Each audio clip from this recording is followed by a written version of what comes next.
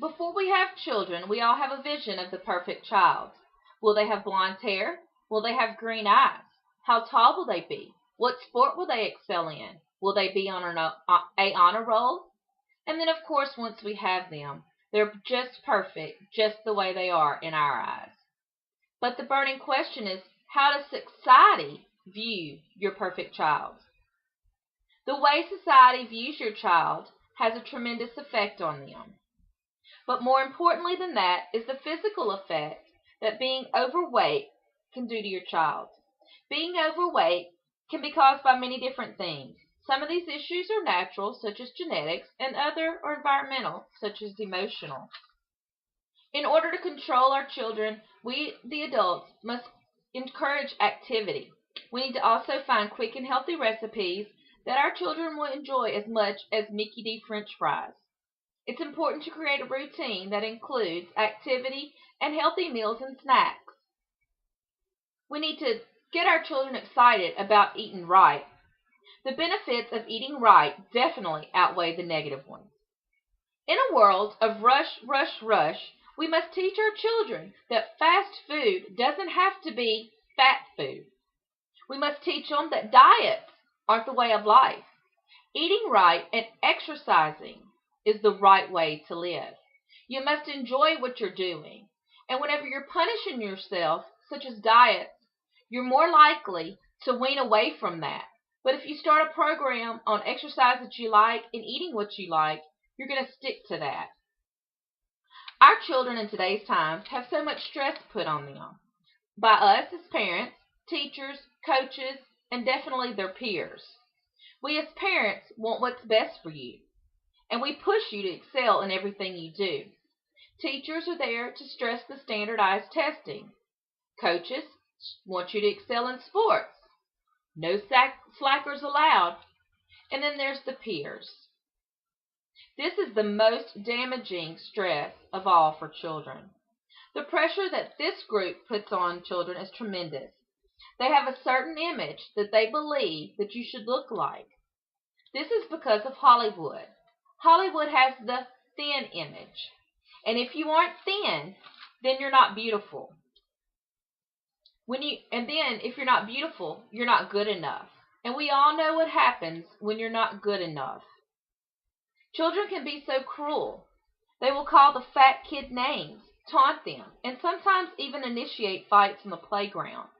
We need to stop this, and stop it now. This causes so much emotional damage to the child. We must teach all of our children that being skinny doesn't make you beautiful. You must be healthy. That's the important issue at hand. We must also teach them that being real thin isn't always healthy. We as a society have to take this matter under control. We have to teach them that it's all about being healthy and not skinny. Did you know that the U.S. Department of Health and Human Resources recommend that young people aged 6 to 17 participate in at least 60 minutes of physical activity a day? As stated in an article from CDC, schools should ensure that physical ed is provided to all students in all grades and by a qualified teacher. We need to encourage fun and exciting exercising ways and a cool and fast recipe that they will not view as good for you. We have to do this before too much physical and emotional damage is done. The long-term effects that being overweight can cause are plain startling. We need to get the scary facts out there. It may sound crude and it may sound rude, but if it hits home, I say go for it. In the same article from the CDC that I quoted earlier, it says that overweight and obesity, which are influenced by physical inactivity and poor diet, can increase one's risk for diabetes, high blood pressure, high cholesterol, asthma, and arthritis, and just plain poor health status.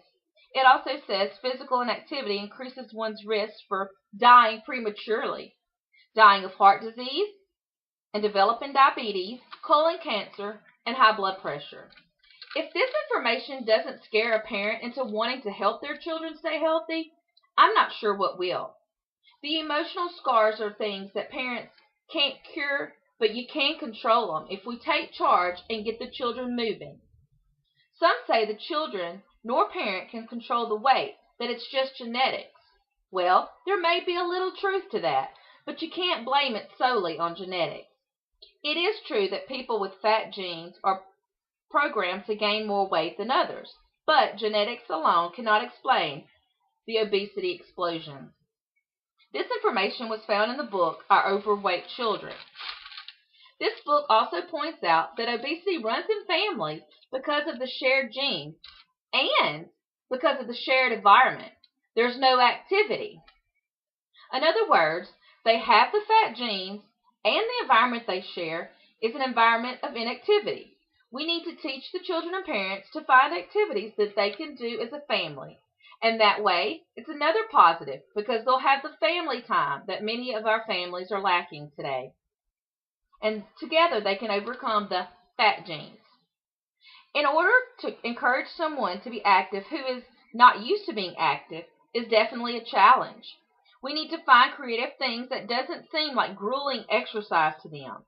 In the article, Youth Fitness from the CQ researcher on the web, they state to concentrate on physical activities that the youngster can continue to engage in as an adult, such as skating, swimming, running, jogging, aerobics, and even fishing. It's important to stress that activity doesn't have to be the grueling sit-ups, chin-ups, or push-ups.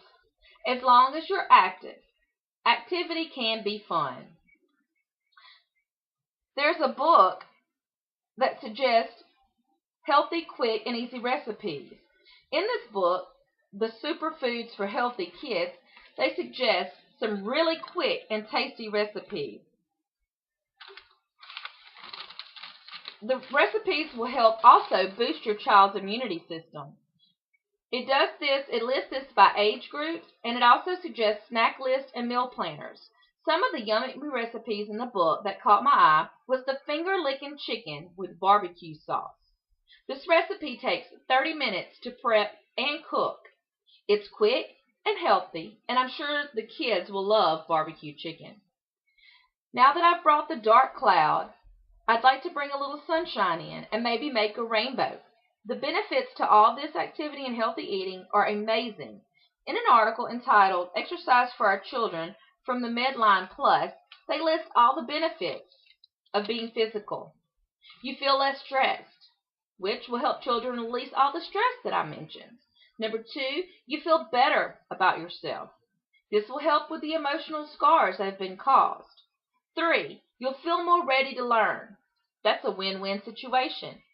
4, you just keep a healthy weight. Another positive. 5, you build healthy muscles, bones, and joints. This will definitely come into play when you're a little bit older in life. And then 6, you just sleep better at night. You've used all your energy. Your body can calm down, relax, and rest.